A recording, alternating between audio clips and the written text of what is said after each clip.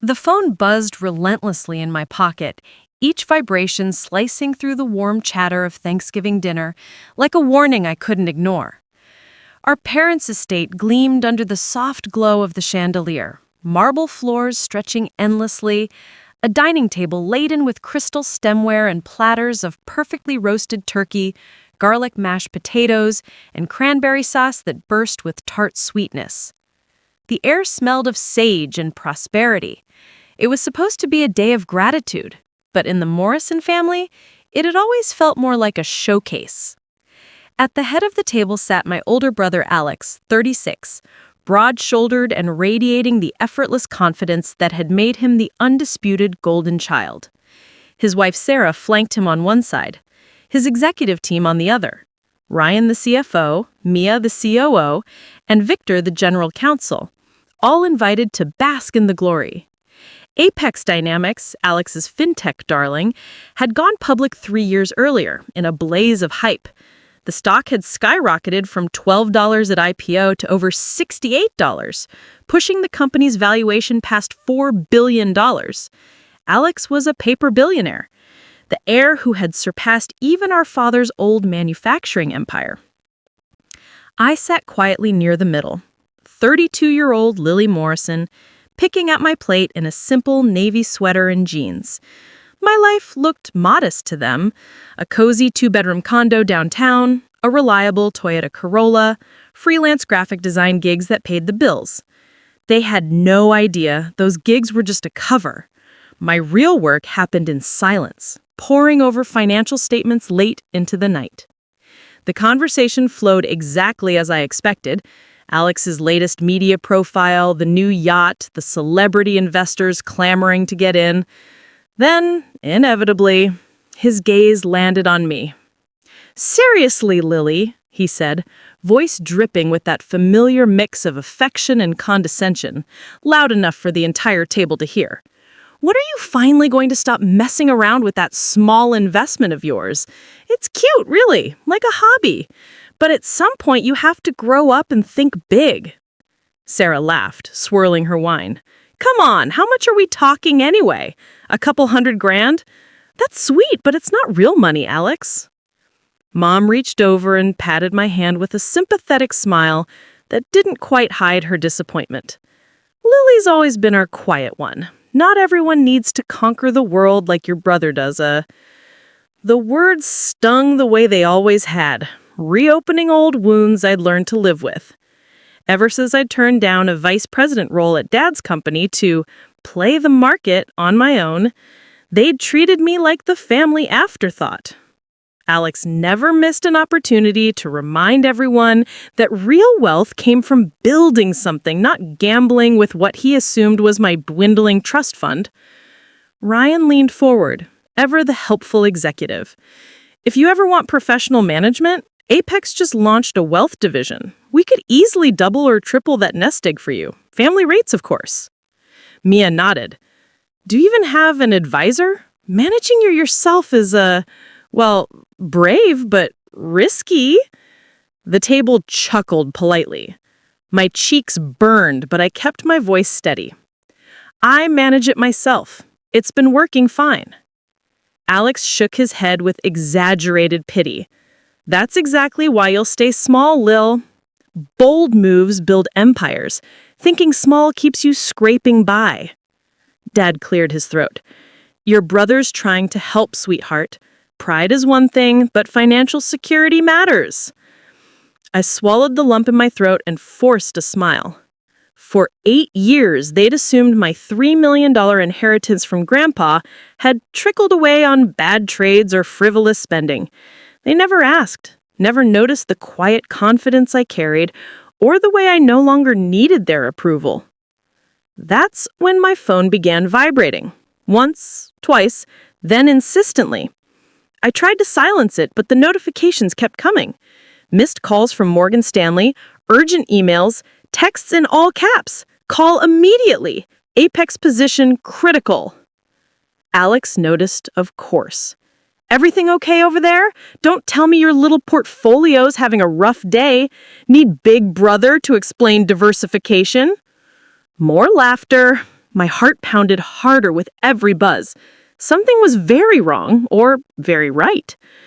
I excused myself just as the pumpkin pie arrived, slipping into Dad's oak-paneled study and closing the heavy door behind me. The room smelled of leather-bound books and faint cigar smoke, a refuge from the noise. My hands trembled as I answered the next call. "Ms. Morrison, Lily, thank God!" My private banker James sounded breathless, almost panicked. "Where have you been? Your phased sell order on Apex Dynamics, the entire block, 4.1 million shares. It fully executed yesterday at an average of $68.40. Perfect timing. But something broke loose an hour ago. Word leaked about a massive shareholder exit. Panic selling everywhere. The stock's down 38% already and still falling. Circuit breakers have tripped 3 times. You've locked in roughly $278 million in profit before taxes, but the market cap has lost over $1 billion and counting." I gripped the edge of the desk, my pulse roaring in my ears. I'd seen the cracks coming 6 months earlier. Revenue recognized far too aggressively, loan loss provisions that didn't add up, expenses buried in ways that screamed unsustainability. I'd quietly built my exit plan, selling in careful tranches through holding companies so no one would notice. But this fast? This violently? "What's the price now?" I whispered. $42 and dropping fast. Rumors are swirling about accounting irregularities. The SEC just announced a formal inquiry. Bloomberg is calling it the Apex meltdown. Reporters are scrambling to identify the mystery seller. Your brother's company is in free fall. A wave of emotions crashed over me. Relief that my analysis had been right, guilt at what this would do to Alex, and a deep, aching sorrow for the brother I'd once idolized. I'd tried to warn him. Last Christmas, I'd pulled him aside and mentioned concerns about the numbers.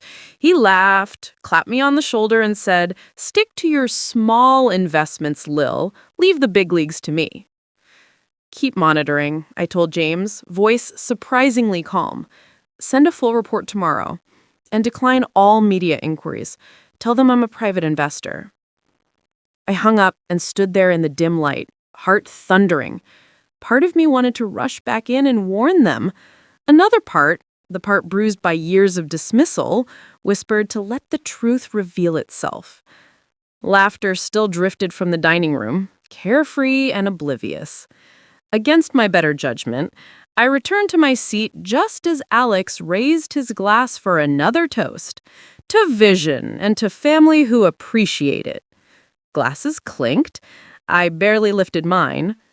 Then the front door burst open. Alex's assistant burst in, face flushed and sweating. "Sir, emergency. The board is convening now. Your phone's been off. Apex is down over 45%. A whale dumped their entire 4.5% stake overnight. Rumors of fraud. SEC probe is live on every network." The room exploded into chaos. Phones came out. Faces paled. "Ryan, who sold? One of the big funds?" Victor, scrolling frantically. "Individual holder, hidden behind LLCs. Morrison Quiet Holdings. Wait, that's Lily's entity." Silence fell like a guillotine. Every pair of eyes turned to me. Alex swiveled slowly, disbelief and betrayal warring on his face. You owned that much of my company?" I met his gaze, my voice steady despite the storm inside. "I started buying 8 years ago, pre-IPO, with Grandpa's inheritance. Private placement at around $6 a share. I believed in you, Alex. Built it to 4.5% quietly over the years." Sarah gasped. Mom's hand flew to her mouth. Dad looked like he'd been punched. "You knew something. Insider trading, you had to know." "No," I said softly, tears threatening for the first time. The hurt of a lifetime surged up. "Only public filings. I read every footnote you all ignored. The aggressive revenue recognition, the hidden liabilities. I saw it coming. I even tried to warn you multiple times. You laughed. called my concerns small investment nonsense. Ryan stared at his screen. Before the crash, her stake was worth about $280 million in Apex alone. She just cashed out at the absolute peak. Alex laughed once, a broken, hollow sound. We've spent years mocking you. Your condo, your car, your hobby. We thought you were barely getting by. I wasn't. I was free.